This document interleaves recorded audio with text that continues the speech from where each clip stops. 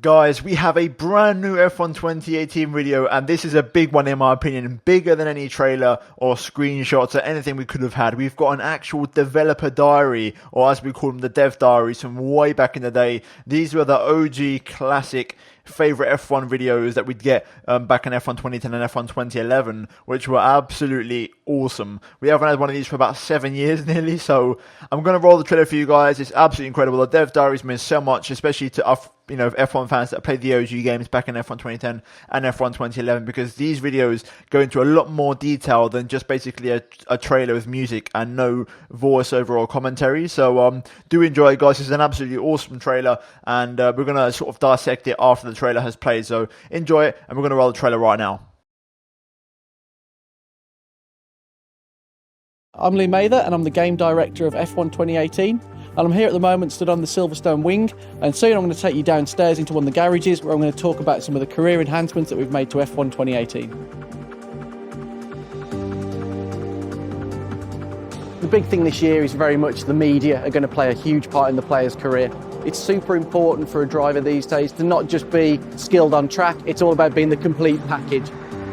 In F1 2018 we've got a new media character called Claire, and she will approach you at various points to ask you questions that are relevant to what's going on through the season. And this could relate to multiple things. It could be on contract moves, it could be on performances in races, it could be on your teammate, on other drivers. The player's going to need to really take into consideration how that impacts on not only the morale of the team, so certain departments will feel demotivated, the time and the price or the unreliability of upgrades will increase, but also how other teams in the paddock perceive them. So it may be that a certain team would like to see a driver who's a great sportsman, demure and good in front of the press, doesn't ever rock the boat, doesn't say anything nasty about anybody, even under high pressure situations. Or it may be that you want somebody who's more of a showman. Some teams really want somebody who's got that character, that effervescence, that buzz with the media.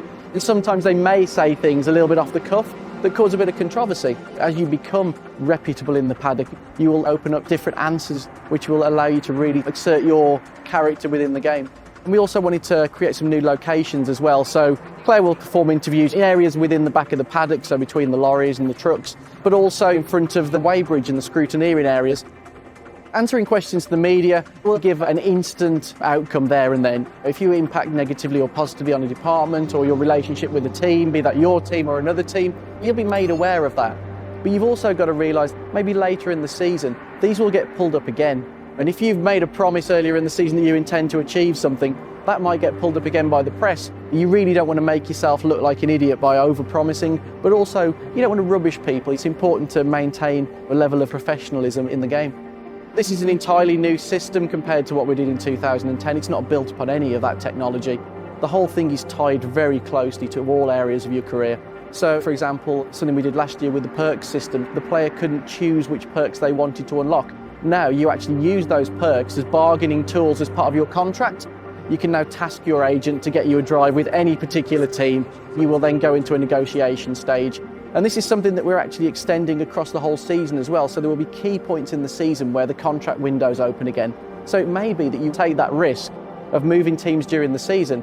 It may be that you move to a team that have got worse R&D than you, or a car that doesn't suit you as well. But the perks may look more attractive. You may think that you can progress your career quicker by going to another team. It's super important that I have a value as a player, and that value is really important. If I start to overvalue myself, a team isn't going to go with the contract that I want. If I say I'm going to achieve this and I fail, my value with those teams will go down.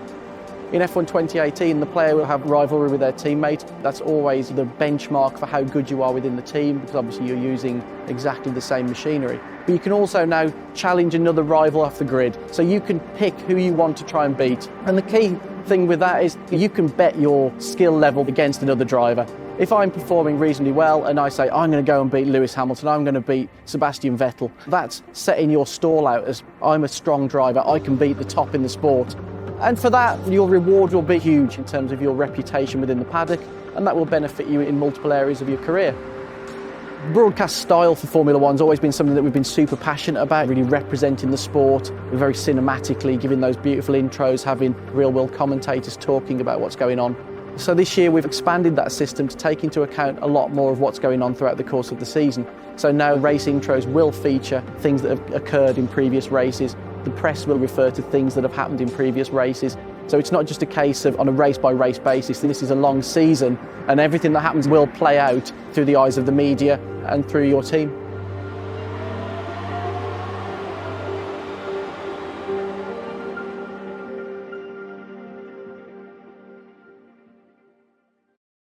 Okay guys, so we're going to try and dissect this trailer into sections. It's going to be quite interesting. There's a lot to get through, so I'm going to try and go through it step by step with all the knowledge that we know so far and all the information that I've managed to also pick up upon from what we've seen so far. So straight away we get some awesome gameplay screenshots here of the actual F1 game in action and the first glimpse of the Mercedes, which we'll get into in a moment. But straight away, the first big thing to point out is this new paddock environment. As you get into Melbourne, I'm guessing this is where the career mode will start, and straight away you're greeted in this brand new beautiful looking paddock setting, and you're going to go straight up to meet with two people in this, and this is going to be the first step of the career mode. You're going to meet with Emma, who is returning from F1 2017 looking better than ever, as there were a lot of comments asking about Emma, and also the brand new personality called Claire, which is the one on the left, and she is the interviewer who we saw in the last video I made in the screenshot. So she essentially will ask you questions about everything that is related to F1, whether it's your performance, your off-track duties, how you're behaving, your teammate, and any rivalries you might have. And she'll be questioning you throughout the entirety of your career mode story. So with that in mind, she's going to be there present as always, and she's going to ask you the real tricky questions, which is exactly what we have on screen right now. So we sort of read through them a bit. We're going to see what exactly we have. So the first one is, you were cutting your way through the field that entire race. Essentially, you've had a good race, and you get a series of 4 options under a limited time, which is, I'm getting around 10 to 9 seconds. You get the 4 options, which is, it didn't look like anyone else had as much grip as we did all weekend. Our engineers did a fantastic job with the power unit. When it comes to raw horsepower, I don't think anyone else can compete, and also it's so easy when the car handles like this. Now these 4 options, it's all going to have an impact on your reputation, but not just that, it's also going to impact how the team performs, how happy they are with your answers, and overall your marketability as a driver. There's so many options here, and in this case, when it comes to the one that is chosen, which is the bottom one, that is going to really make the engine department happy, because it means they've done a good job.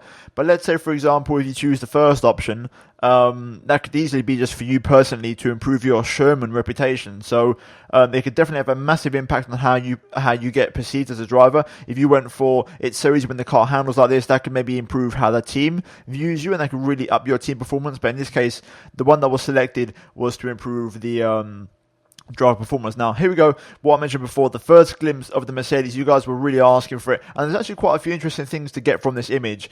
Straight away, again, the visuals, the artwork on the cars, how beautifully chrome the Mercedes is, which is a really nice touch. And also the tyre blankets, brand new, properly detailed tyre blankets, the official tyre blankets, you could say, which are labelled with front and rear and left and right text on the actual tyre blankets themselves. So very nice touch there, and a little bit more, feeling to give it that realness factor in the game. We then go through a few more sort of scenes and screenshots of the game in action with some gameplay, seeing the full scene of the Mercedes, the interview system. There's Daniel Ricciardo. The lighting in all of these pictures looking absolutely on point, looking phenomenal. The colours, the saturation, the vibrance, the shadows, the highlights, all looking brilliant. But we're now going to another question. This one's a very simple one. Things are close between you and Nico Hulkenberg. How do you think this will pan out? The first option, I'm planning on winning, but he's a great driver, we'll see. And then we have the second option, which is, I'd never get into a fight that I didn't know I couldn't win. Straight away, you can see this from a mile away. The first answer is very sportsmanlike, which is what it's the whole concept of career mode, whether you're a sportsman or you're a showman. In this first one, if you click on the one on the left, you're going to get a much more of a sportsman reputation, being very sort of honest, on a level playing field, and giving a lot of respect to your teammate. Whereas the second one is a bit more of a showman sort of, you're full of yourself, you rate yourself very highly, and that will impact on you on a showman side of things. So that will definitely improve you in that regard, but that might not, do you any favors if you're on a team which definitely wants you to be a bit more sportsman. If you're on a team that does enjoy a showman, then you're doing the right things. But if you're on a team that doesn't like that, then you're doing the wrong things. And also, this is going to impact your contract negotiations, because it will mean teams that do prefer a sportsman will not give you a contract, because you're being very much a showman and pretty much just showing off to the entire paddock in terms of what your skills are. So it's all very much intertwined, and it's very, very, very, very interesting. And also, just to comment, in the bottom right, there was a no comment button, so you could also potentially no comment, which is quite interesting, and that'd be interesting to see how that pans out. But once again, a couple more screenshots here, going through the different settings and scenarios we have in this game now. So We don't just have the paddock environments, we now have the actual garage which we used to have in F1 2010, which is next to the motorhome. We have inside the actual pit garage with no cars in it when it's empty, so I'm guessing this is maybe on a Thursday or something.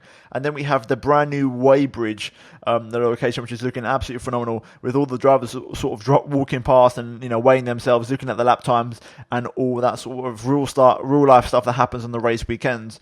We then further go through more sort of interviewing scenarios and gameplay action, and we come into another situation here. Now this one is a bit different. So we have, what are you expecting out of this season? Are you just aiming to find your feet in Formula 1 or perhaps something more? So I'm guessing this is going to be asked maybe after the Friday practice session in Australia, straight after you get those first R&D programs out of the way on Friday. You might get asked these questions at the weighbridge, and your options when it comes to answering is, I'll be on track with the best drivers in the world this season. I'm going to find out exactly what I'm made of. Option 2 has to put a lot of faith in me, and I'm going to bring home the points for the team.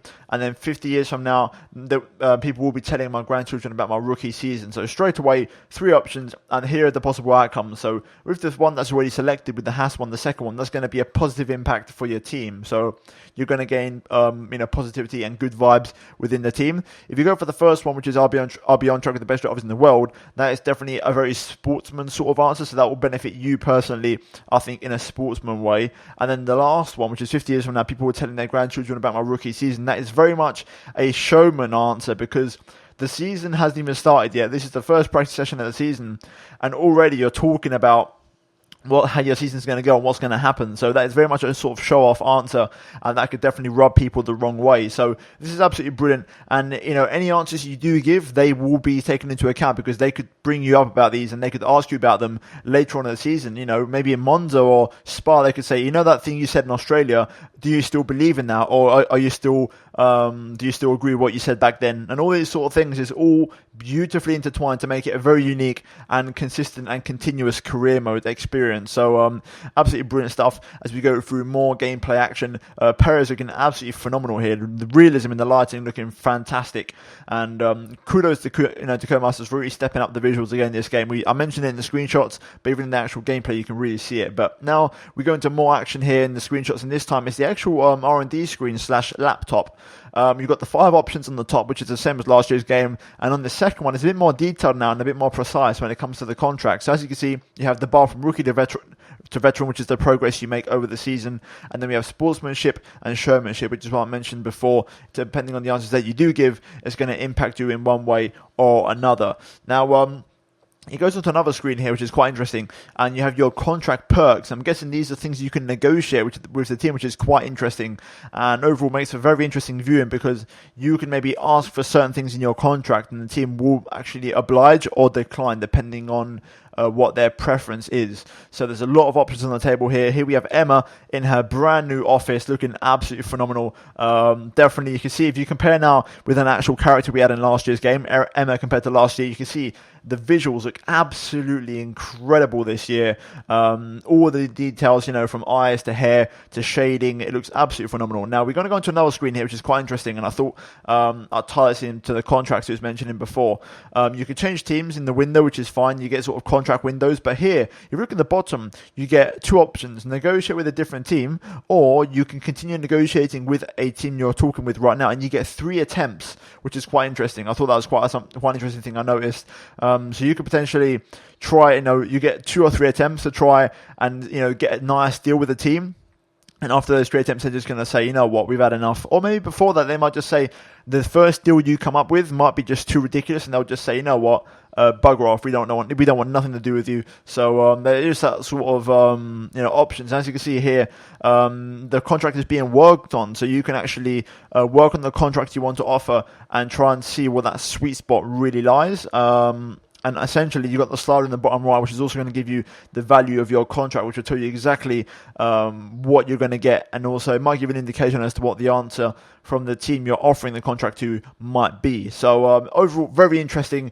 A lot of new information, a lot of brilliant detailed stuff in Korea this year, and a real feeling of customization, personal feeling, and you're totally in control of what you do. So as you can see here, in a slow-mo on screen, we're actually selecting our rival, so you can actually have a rival of your choice, not just your teammate. So also another small detail which we already mentioned, which was absolutely brilliant. And then we get some new sort of cutscenes, which are new to this year's game.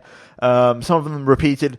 And this part of the video, though, Lee made that does make reference to the new broadcast style, essentially bringing it back from 2017, but revamped. So straight away, look at this awesome screenshot with the planes flying over the pit straight at Silverstone. Absolutely phenomenal. Another shot there of the Haas with the tyre blankets on. Then we have the Williams guys here, as you can see, again, interviewed as per usual. This is sort of the standard cutscene, but you will get some new elements on the grid, which is what Lee mentioned, which is basically... on the grid, they will show highlights from the past races and also ask you things about past races.